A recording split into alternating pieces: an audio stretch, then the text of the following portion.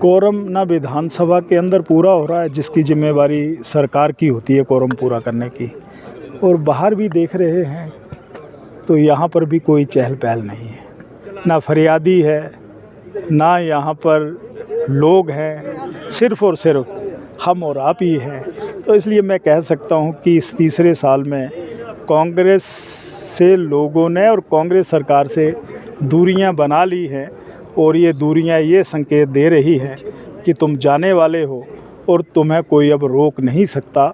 लोग परिवर्तन के मूड में हैं, ये मैं कहना चाहता हूँ। आरएसएस पे टिप्पणी हुई है सदन के भीतर, किस तरह देखते हैं यह टिप्पणी, कितनी दुर्भाग्य?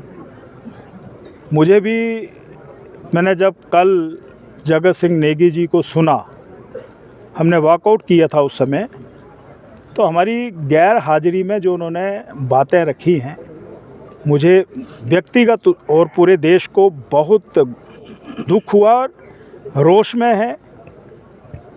ये मैं कहना चाहता हूँ कि राष्ट्रीय स्वयं आरएसएस जो है इस देश की सबसे बड़ी, पूरी दुनिया की स्वयंसेवी संस्था है, जहाँ वो व्यक्तियों का निर्माण करती है और देश को तोड़ने के लिए नहीं, देश को जोड़ने के लिए देशभक्ति की प्रेरणा देती है।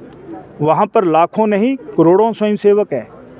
तो हम स्वयंसेवक के नाते अगर विधायक हैं तो वो विधानसभा में भी है, और आज अगर आपके सामने है या समाज में काम करते हैं तो हमारा व्यवहार, वाणी और हमारा चरित्र जो है वो हमारे व्यवहार से झलकता है। यही राष्ट्रीय स्वयंसेवक संघ सिखाता है। दूसरा, उन्होंने कहा कि जब विभाजन हुआ देश का, जगत सिंह नेगी ने कहा तो आरएसएस ने विभाजन की सपोर्ट की थी। कैसी निराधार बातें करते हैं। भाजपा जनसंघ या उससे पहले आरएसएस ने विभाजन का विरोध किया था कि नहीं होना चाहिए, किसी सूरत में नहीं होना चाहिए, धर्म के आधार पर तो होना ही नहीं चाहिए। और अखंड भारत जो कभी देश, इस हिंदुस्तान के अलग अलग आज जो राष्ट्र देश बने हैं, वो हिंदुस्तान के साथ जुड़ने चाहिए। अखंड भारत की अगर कोई कल्पना करता है तो वो आरएसएस करता है। तो इसलिए ये बातें निराधार हैं। वो हमारे गणवेश, हमारी पेंट के बारे में कह रहे हैं कि निक्कर डालने वाले खतरनाक होते हैं, फासिस्ट होते हैं। वो हमारी टोपी के बारे में, हमारे दंड के बारे में, हमने कहा ये दंड नहीं, ये धर्म का दंड है। तो उसके बारे में टिप्पणियां करते हैं। उन्होंने कहा कि भाजपा ने मुस्लिम लीग से या जनसंघ ने मुस्लिम लीग से मिल करके सरकारें बनाई। कब बनाई, किसने बनाई, ये सारी की सारी टिप्पणियां जो हैं, मुझे लगता है कि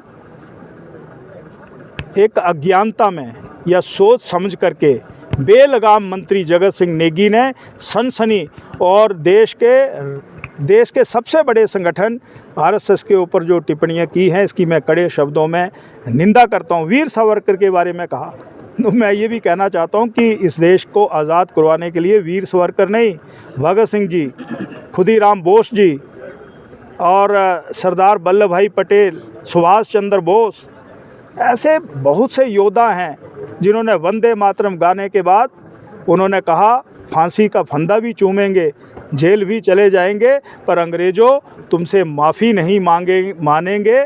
तो ऐसी संस्था से निकले हुए करोड़ों स्वयंसेवकों के ऊपर कहा जा रहा है कि ये तो सांप्रदायिक हैं, ये देश को तोड़ना चाहते हैं।